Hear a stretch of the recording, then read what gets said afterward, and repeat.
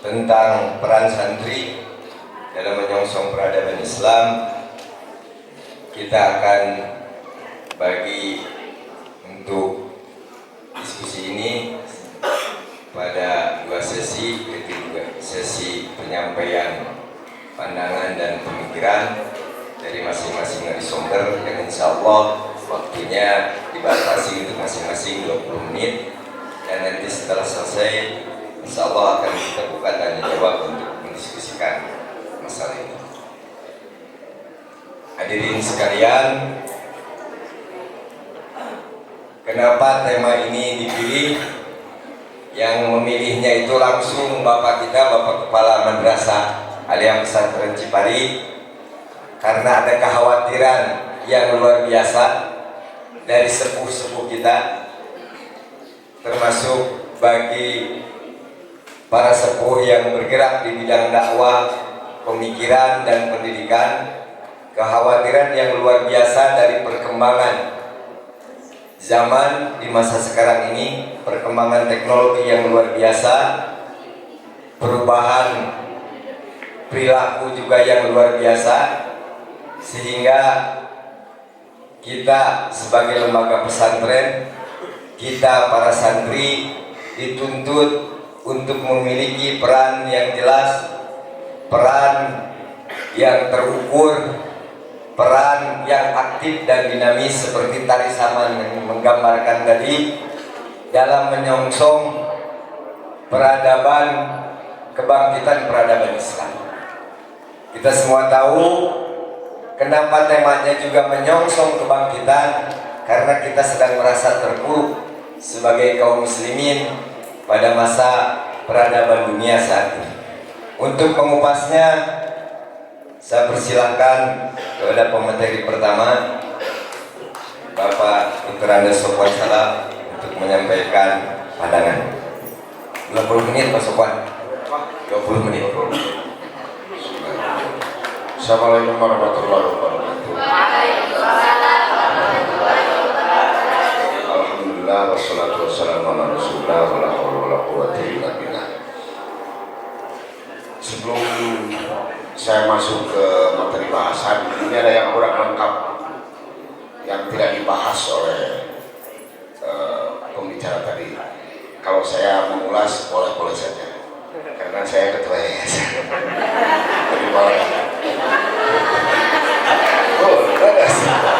Jadi seharusnya saya tidak jadi narasumber di sini. Saya hanya menyambut saja, tapi nggak apa-apa lah. Alhamdulillah saya disejajarkan dengan beliau-beliau. Jadi ada satu cerita yang menarik tentang beliau. Ini jangan anggap beliau ini orang biasa-biasa. Kalau lihat penampilannya kan biasa gitu kan, baju biasa, baju biasa. Yang saya tahu dia itu adalah orang luar biasa. Dulu waktu jadi santri nyantren di Cipari, sering guru-guru mengatakan, si jam-jam cian usare, tapi pas ditanya bisa. Nah, ini ilmu beliau itu sampai di sana. Jadi seperti yang tidur tenang, tapi pas ditanya bisa. Nggak tahu ini punya ilmu apa dia. Dan semua guru mengakui hal seperti itu. Beliau itu adalah orang yang cerdas. Beliau menerjemahkan beberapa kitab, dan itu juga diterbitkan, dan salah satunya adalah rahasia matematika dalam Al-Quran. Beliau yang menerjemahkan itu. Dan yang paling saya kagum lagi, pada saat beliau menyelesaikan S1-nya, beliau menulis sebuah karya tulis skripsi, kalau sekarang disebutnya, mengupas tentang sebuah kitab, yaitu kitab Al-Hikmah Mutaliyah.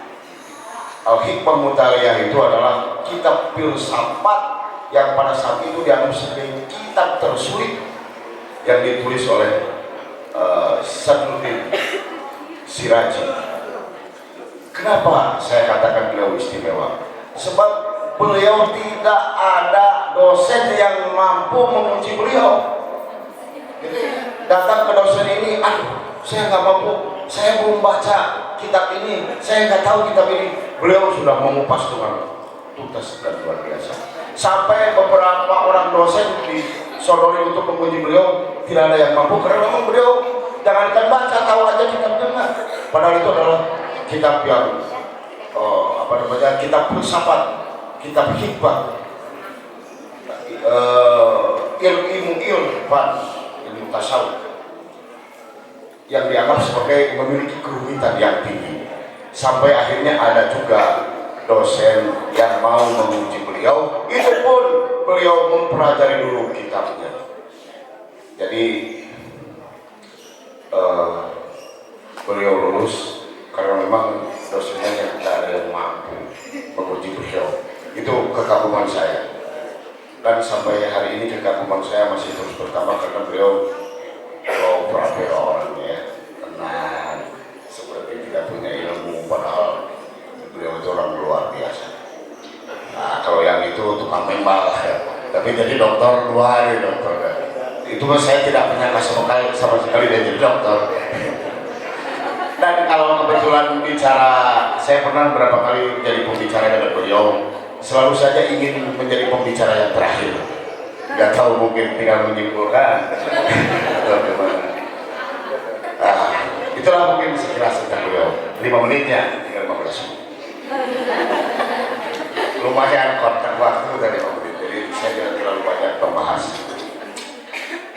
Bapak Ibu guru sekalian yang saya hormati, anak-anakku siswa madrasah aliyah, ini sebetulnya temanya lumayanlah rada berat ya. Cerita tentang peradaban. Peradaban itu beda dengan budaya.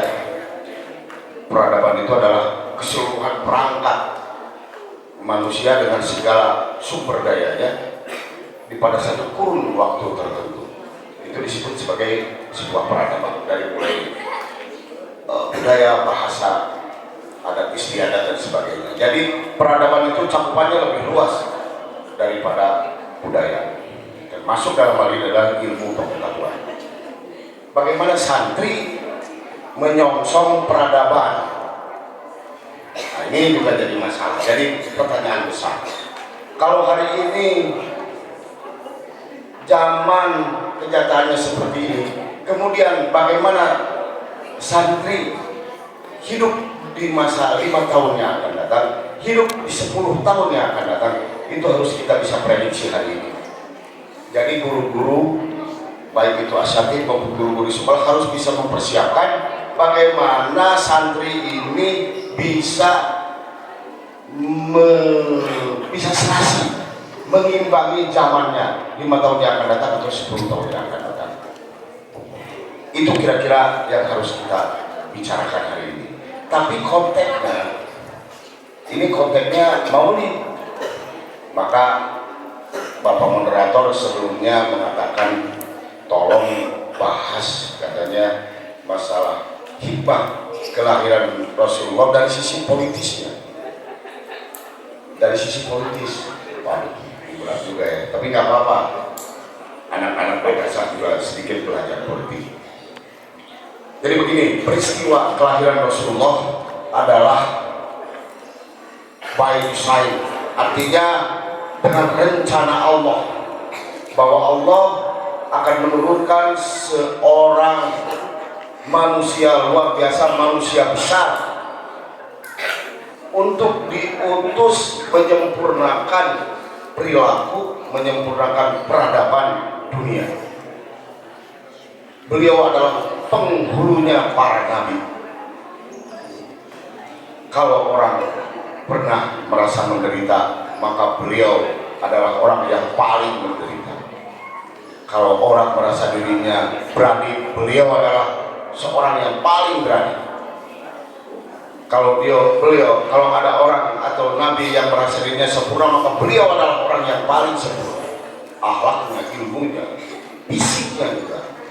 Nabi Yusuf itu katanya ganteng, cakap, tapi beliau itu juga ganteng. Kata dia itu tampan walaupun tubuhnya penuh luka. Itu gambaran bagaimana beliau. Kemudian karismanya juga luar biasa.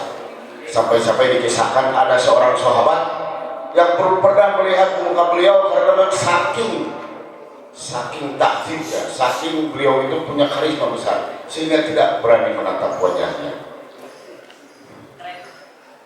Itu kepribadian atau sosok beliau. Nah, sekarang kita urut dari lahirnya beliau yang akan dipersiapkan sebagai manusia yang merubah peradaban dunia. Yang pertama, beliau lahir dalam keadaan yatim. Begitu lahir, dia yatim. Dalam kandungan, bapaknya sudah tiada. Begitu lahir, ibunya juga Allah ambil. Apa hikmah dibalik manusia hebat ini sehingga beliau diyatimkan? Yang pertama, beliau diyatimkan agar jangan ada tuduhan bahwa beliau menyebarkan ajaran karena dipersiapkan dan dipengaruhi oleh orang tua. Itu salah satu hikmahnya. Beliau diyatimkan karena beliau dipersiapkan untuk jadi seorang rasul, sehingga tidak ada tuduhan bahwa beliau mengajarkan sesuatu yang telah dipersiapkan oleh orang tuanya. Sama sekali tidak ada campur tangan orang tuanya. Yang kedua, andai beliau itu masih memiliki orang tua, kebiasaan anak sangat bergantung pada orang tuanya. Maka begitu beliau lahir, orang tuanya Allah panggil dan beliau hidup sendiri. Walaupun dalam hal ini tidak kekurangan kasih sayang, memang dipelihara oleh paman dan kakeknya, tapi tetap dia sebagai seorang yatim akan merasa dirinya bahwa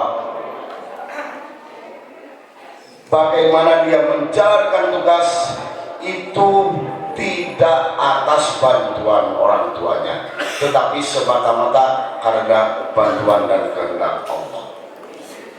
Jadi tidak ada tempat bersandar bagi beliau, tidak ada tempat bermanja-manja bagi beliau.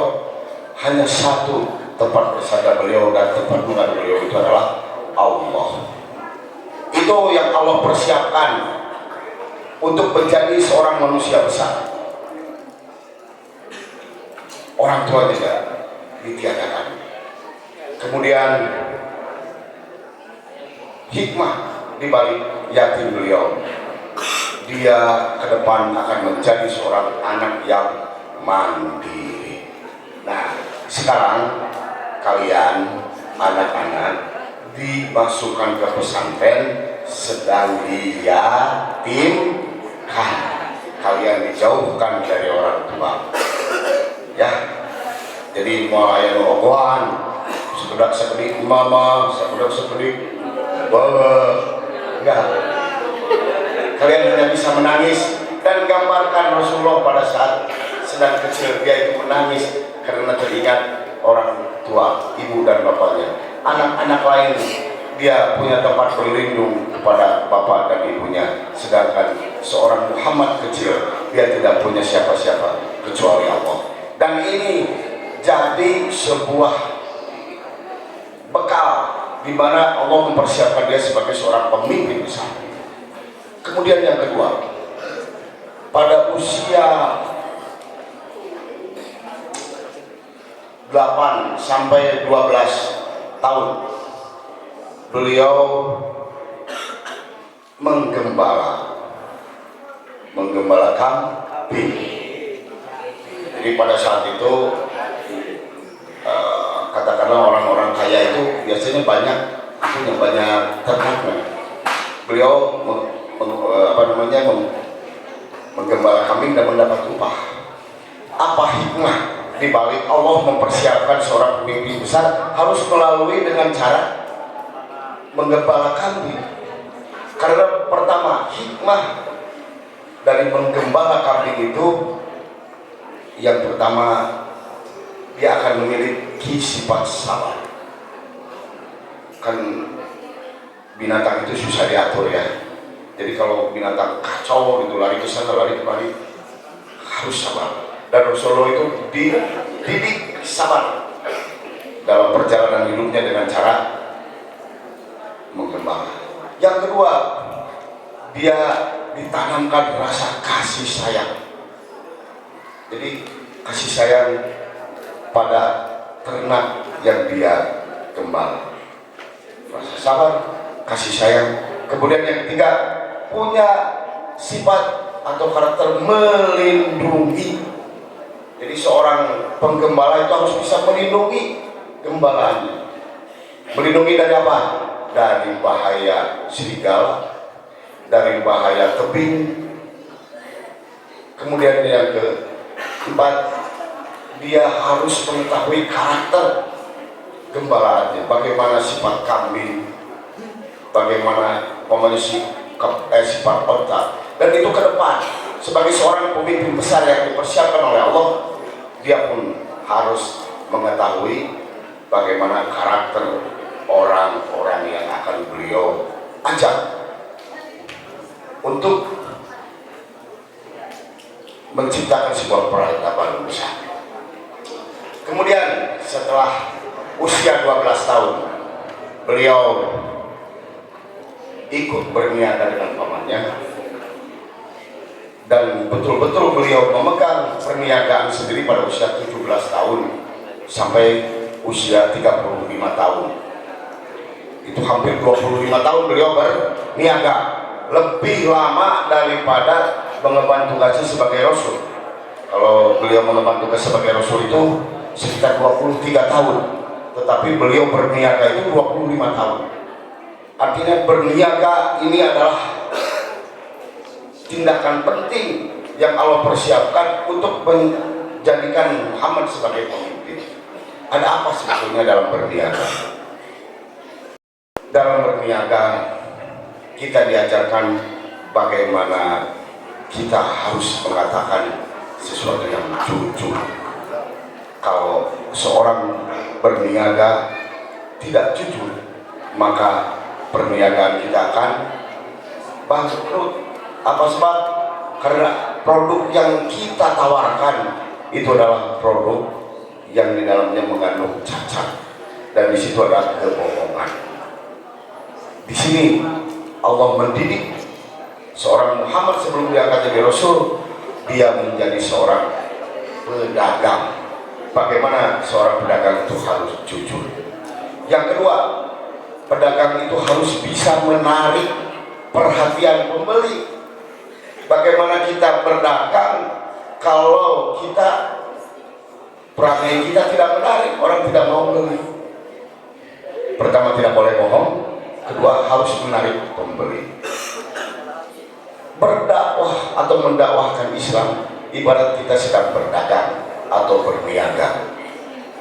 Bagaimana agar dagangan kita laku, bagaimana agar dakwah kita diterima, itu tentunya yang lebih dahulu adalah bagaimana kita bisa menarik orang untuk kita ajak dalam agama yang hak. Kemudian dalam berdagang juga beliau mengenal berbagai karakter dari berbagai suku dan berbagai bangsa. Itu yang benar. Jadi seorang pemimpin dia harus mengetahui karakter dari orang-orang yang dipimpinnya.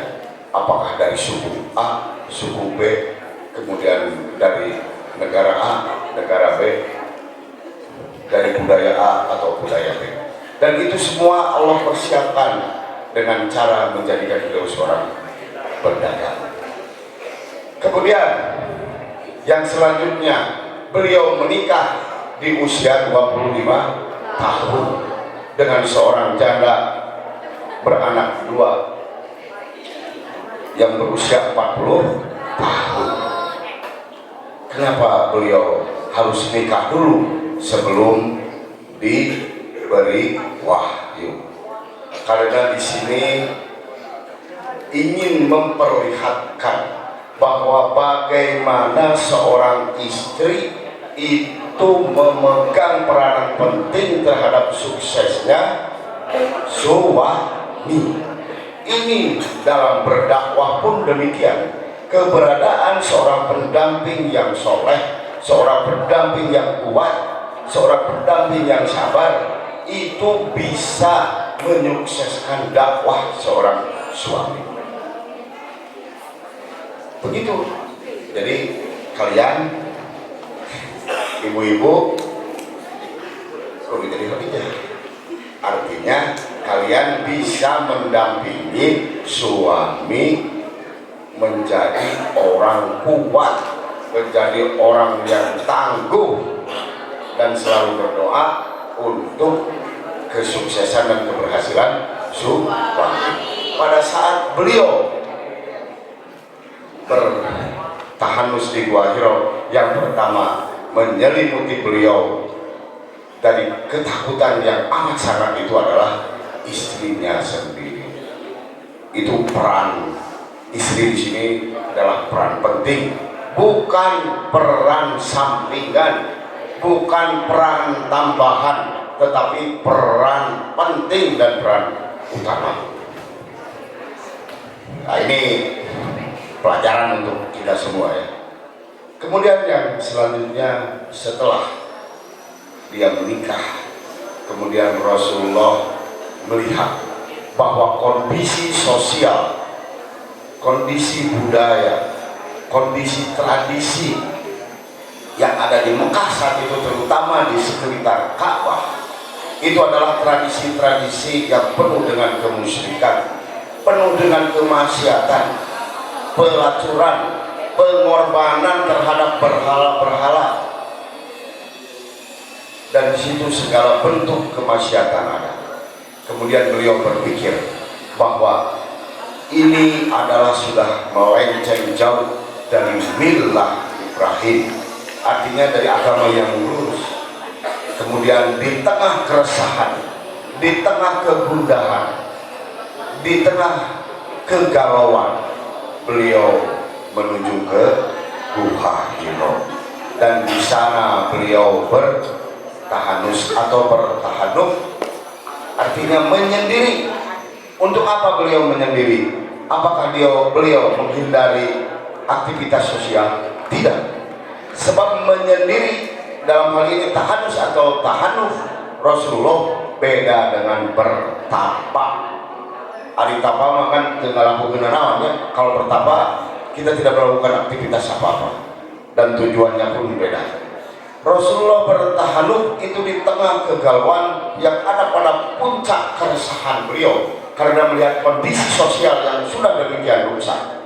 Maka beliau bertahanus, kemudian di sana beliau berkontemplasi, berkonsentrasi bagaimana beliau memecahkan masalah yang terjadi pada saat itu, yaitu kekacauan dalam beribadah, kemaksiatan yang ada di kota Mekah. Digambarkan dalam sebuah buku, kalau tidak salah Syariat. Jadi dari kejauhan di Gua Hiro katanya beliau memandang kota Mekah. Kemudian beliau berpikir betapa rusaknya kota Mekah, dan beliau berpikir keras bagaimana mencari solusi untuk memperbaiki kondisi sosial seperti itu. Maka di tengah puncak kesadaran beliau sebagai seorang manusia yang ingin mengembalikan jati diri dan ingin mengembalikan peradaban kefitrahnya yang sebenarnya, dalam keadaan puncak kesadaran seperti itu, maka turunlah wahyu. Disitulah dimulai tugas beliau sebagai pemangku, tugas sebagai pembaharu, dan sebagai penyempurna akhlak dunia, dan sebagai pembawa peradaban dunia. Bisa seperti ini itu karena kontemplasi beliau dan karena wahyu yang beliau terima. Kayaknya udah cukup. Jadi sekali lagi saya tegaskan, mempersiapkan seorang pemimpin, maka perlu syarat-syarat sebagai berikut. Pertama, harus merasakan bahwa dirinya tidak memiliki kemampuan apa-apa kecuali atas pertolongan Allah. Yang kedua, sebagai seorang pemimpin dia harus punya sikap sabar dan kasih sayang, kemudian punya sikap berani dan memiliki kemampuan untuk mengayomi. Kemudian yang berikutnya, untuk jadi seorang pemimpin dia harus bisa menarik orang, harus bisa memberikan kepercayaan pada orang dengan cara apa? Kejujuran. Kemudian yang berikutnya, seorang yang dipersiapkan untuk menjadi pemimpin harus memiliki pendamping yang bisa menguatkan beliau dan mendukung beliau. Kemudian yang terakhir saya bahas tadi, bahwa seorang pemimpin adalah seorang yang selalu berpikir keras untuk memperbaiki keadaan, berpikir keras untuk mencari solusi, dan di puncak kesadarannya maka Allah akan menolong kalian dengan petunjuknya. Sekarang Qur'annya sudah turun 30 juz, agama ini sudah sempurna. Tapi tetap untuk menjadi seorang pemimpin, syarat-syarat seperti itu harus dilalui. Jadi santri tekenging ogo wani. Sebab ingat Rasulullah, kita adalah yang diyatimkan. Sekarang kalian sedang diyatimkan. Di asrama ayah pengurus, anggap penunjuk ngangon. Nah, nanti kalian mendawakan anggap duduk dagang, kemudian kalian menyendiri sambil berpikir anggap kalian sedang bertahanus di Buharino. Dan begitu kalian nanti mendapatkan ijazah, kalian keluar dari pesantren, kalian siap untuk mendakwahkan al-Islam sebagai agama yang hak, yang sesuai dengan fitrah. Billahi taufiq wal hidayah. Wassalamualaikum warahmatullahi wabarakatuh.